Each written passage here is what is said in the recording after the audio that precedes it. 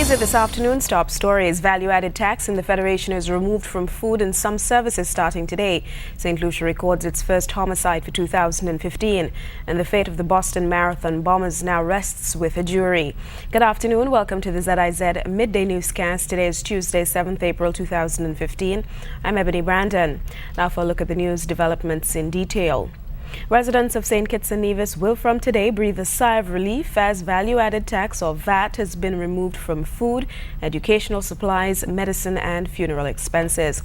Last month, Prime Minister and Minister of Finance Honorable Dr. Timothy Harris announced the April 7th rollout date.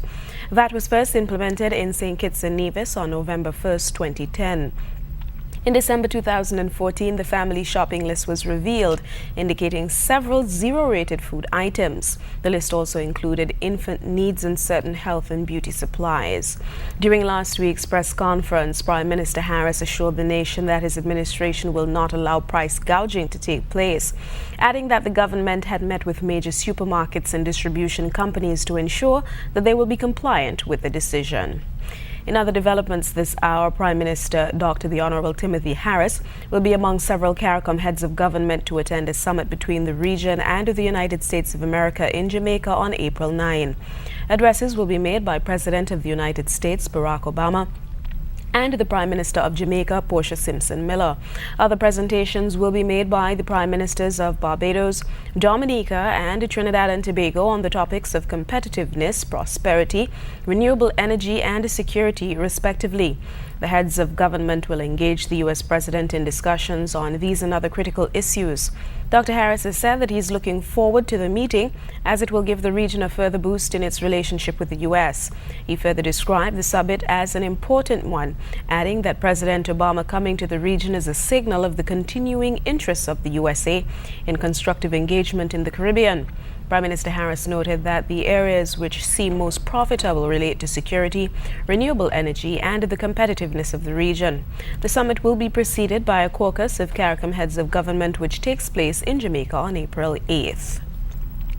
A traffic accident has claimed the life of one. This is according to Press and Public Relations Officer attached to the Royal St. Christopher and Nevis Police Force. During a telephone interview with ZIZ News, Inspector Lyndon David confirmed that a male resident lost his life during a collision on Monday. This traffic accident is, thus far, my understanding is a singular vehicle traffic accident where a pickup where passengers was involved in an accident. That's why we learned that one person succumbed to his injuries at the hospital, and there were other persons who were transported to the hospital. The exact state at this time I am unable to say, but we are carrying out investigations as to what caused the accident, and we'll certainly give the public an update. While the details surrounding the accident are still sketchy, ZIZ News can confirm that the pickup truck carried the license plate number PA 6167. In news from across the region, police in Barbados are appealing to the public to keep recent photos of their loved ones in the event that they go missing. The call was made by Acting Inspector of Police Stephen Griffin. Though people in Barbados seem not to take a lot of photographs of themselves, I know that the younger persons do it, but we want everyone to try to have up-to-date photos of themselves at home. Sometimes we have missing persons and we ask the family for an up-to-date photograph, and what we find is that the photograph they would give us is one which is that person very, very young, or you can hardly see the person clearly on the photograph. So we want persons to get up-to-date quality photographs just in case that it is required for the purpose of identification. Weeks of gun violence in St. Lucia's capital has resulted in the first official homicide for 2015. The victim was a homeless man. Jade Brown has the details. Say on some days they are forced to take cover from errant gunfire just to get to and from their homes.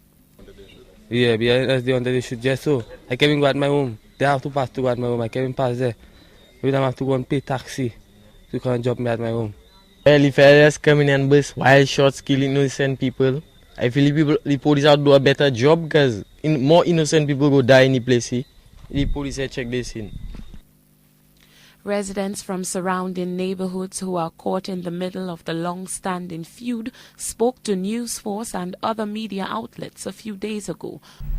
Internationally, the Boston Marathon bombing case has come to a close and jurors will now begin their deliberations. The defense team arrived at Boston's federal courthouse ready to begin closing arguments. The fate of accused marathon bomber Johar Tsarnaev could be in the hands of the jury sometime today. The 2013 Boston bombings killed 3 and injured more than 260 others. Tsarnaev also faces charges related to the murder of MIT police officer Sean Colliers. There are legal experts who have said they're going to be back in an hour. They're going to go back out there. They're going to go check, guilty, guilty. I don't expect that. They have this massive indictment. They have 30 counts. And this is their first time that they get to talk about this case. From the beginning, Tsarnaev's lawyers acknowledged he did it, so this trial has been less about guilt and more about life or death for the defendant. The defense team is led by Judy Clark, who has kept many clients, including Unabomber Ted Kaczynski, off death row. Her strategy so far is to suggest Tsarnaev fell under the influence of his radicalized older brother, Tamerlan. Much of the crime was caught on video, and prosecutors played the dramatic, graphic images for the jury as witness after witness described the events of April 2013. The jury was shown a timeline of the brothers' activities on race day. They arrive with backpacks, enter the crowd.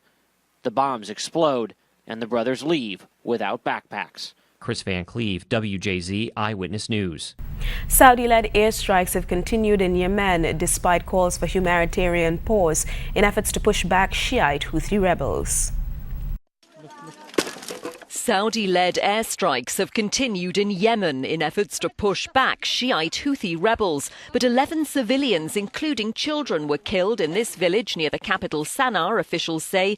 The conflicts left hundreds of people dead and injured, hence Russia and the Red Cross's call for a pause to allow aid in and help get civilians out. Moscow appealed to the UN Security Council, presided by Jordan. The Russian delegation circulated a draft resolution to the Council members regarding humanitarian pauses in Yemen and expressed concerns over the humanitarian situation in Yemen since a long time.